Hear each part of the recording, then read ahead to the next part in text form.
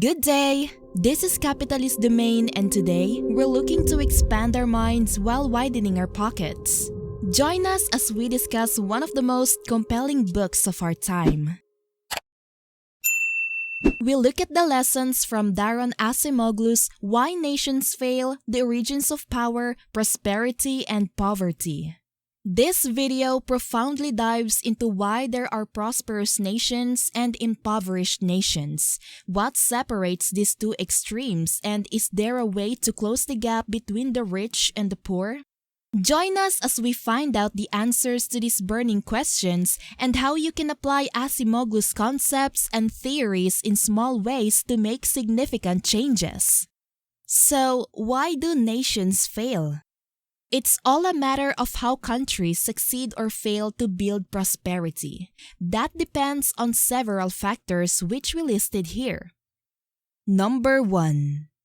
Inclusive versus extractive economic institutions. Building prosperity is not an easy task according to Acemoglu. He said that economic opportunities are available for most nations. It's not a matter of technology because technology is something readily available. It's not also a matter of investing in new or existing technologies because that's also something doable. It's a matter of how a particular country's institutions turn these opportunities into prosperity. He said that despite the globalization efforts and technology, which should in theory help increase the economic growth of developing countries, the growth peters out or remains stagnant. There is a need for inclusive economic institutions that protect property rights, prevent monopolization, and distribute economic opportunities for growth. In reality, however, he said that extractive economic institutions are rampant today. He explained that these institutions give more importance to the already powerful, generating insecure property rights and concentrating power in the hands of a small group. Politics play a symbiotic role together with these institutions. If the political climate in a country supports more of the extractive type, then prosperity can only be enjoyed by the lucky few.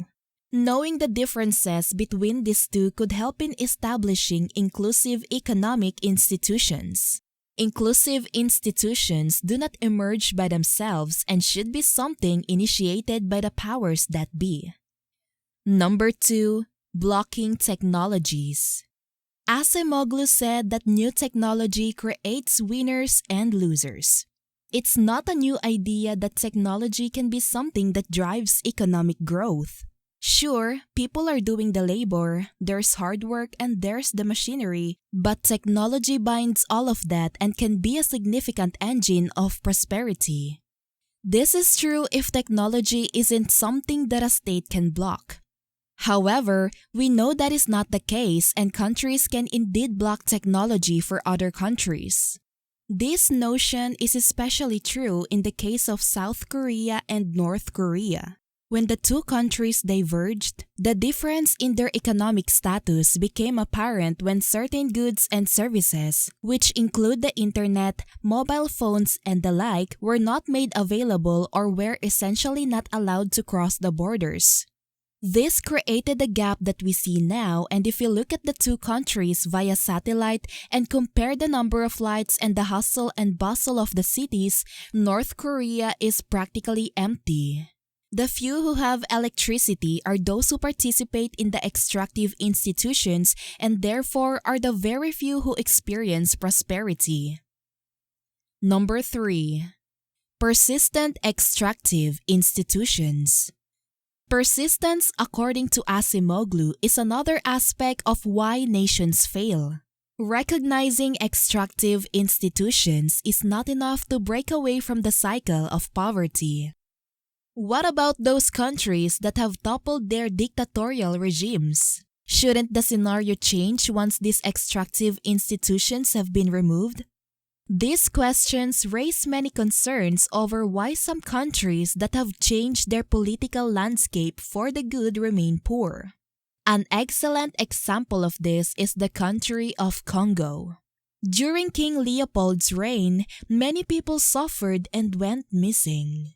His violent regime bore down on the land and made it one of the poorest in the world.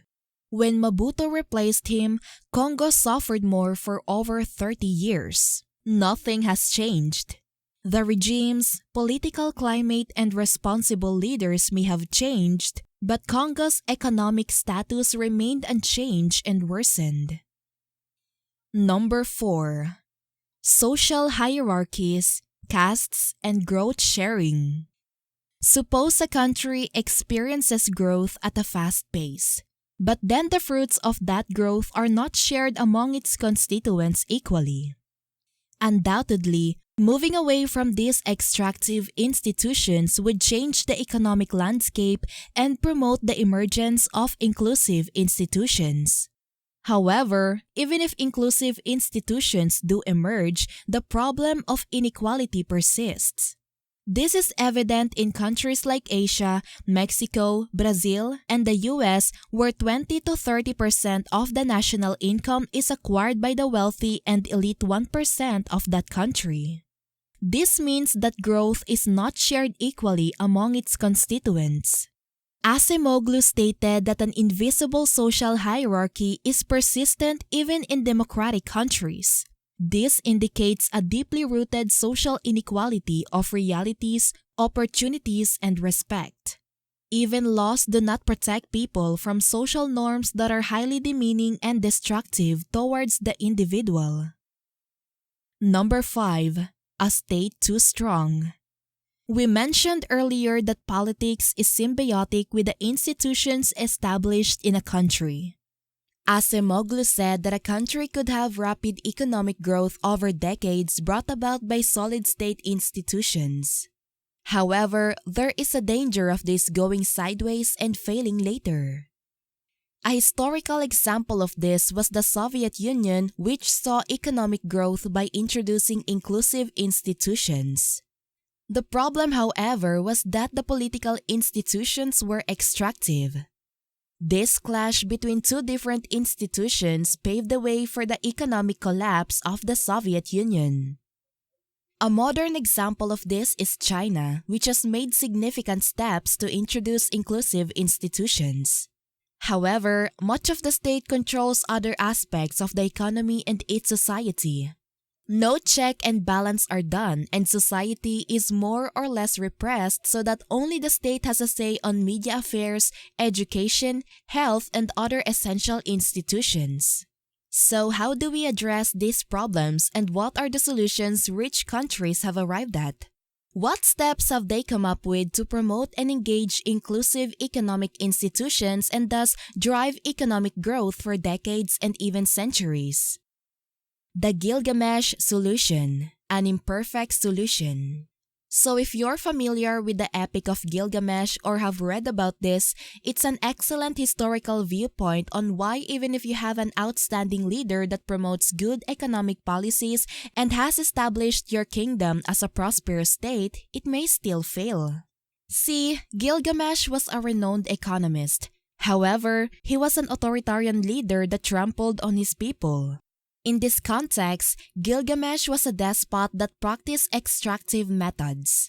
So the Gilgamesh solution, according to Acemoglu, is to hire a double for Gilgamesh that is just as strong and smart as him and that would stand in as a democratic leader. This way, they can check and balance each other. But this is not enough, says Acemoglu, because the problem now is that if one influences the other, then check and balance will now fail. Popular mobilization. Shackling the Leviathan. Acemoglu used the example of the city of Athens, wherein society and the state did proper check and balance. Leaders drunk in power are exiled from the island using an early form of democracy where even enslaved people could write down the names of their oppressors and thus could effectively be given the power to correct the wrongdoings of leadership. In modern times, we call this popular mobilization. This is bottom-up politics done in an institutionalized manner wherein society controls the state and vice versa. In simpler terms, this is all about the balance of power between society and the state. This also means that there is co-evolution between the state and society, and one will always catch up with the other, strengthening policies on both the spectrum and achieving real economic growth that could last for decades and even centuries. In line with this, all aspects of society would also grow. For example, increasing income per annum would also increase life expectancy and so on. This balance of power is easier said than done because it all boils down to selfishness and greed.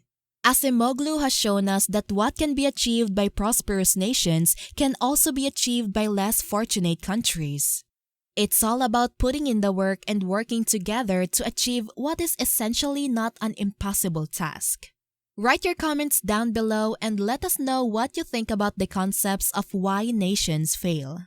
For more informative videos coming your way, give this one a like and subscribe to our channel for more.